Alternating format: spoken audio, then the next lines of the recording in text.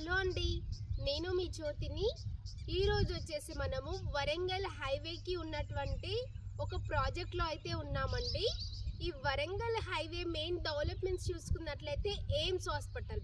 ఈ AIIMS hospital అన్నది వరంగల్ హైవేకి చాలా పెద్ద డెవలప్మెంట్. ఇది వచ్చేసి 250 ఎకర్స్లో సెంట్రల్ గవర్నమెంట్ వాళ్ళు 1500 crores తోటి డెవలప్మెంట్ చేశారు. ఆల్రెడీ 26 డిపార్ట్మెంట్స్ అన్నది రన్ అవుతున్నాయి.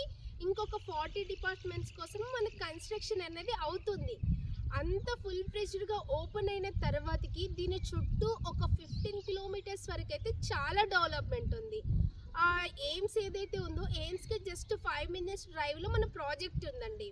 ప్లస్ ఇంకోటి ఏంటి అంటే అది ఫుల్గా ఓపెన్ అయిన తర్వాతకి కమర్షియల్స్ కానీ, రోడ్స్ కానీ, లైక్ రెసిడెన్షియల్ జోన్స్ కానీ, పాపులేషన్ కానీ మొత్తం పెరిగిపోతుంది.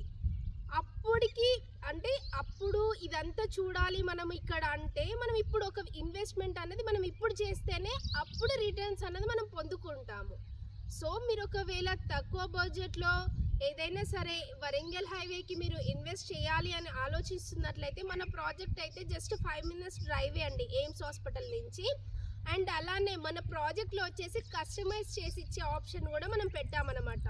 మీకు ఒక 70, 80, 100, 150, 167, 500 square yards వరకు మన ప్రాజెక్ట్స్లలో అయితే అవైలబుల్లో ఉన్నాయి.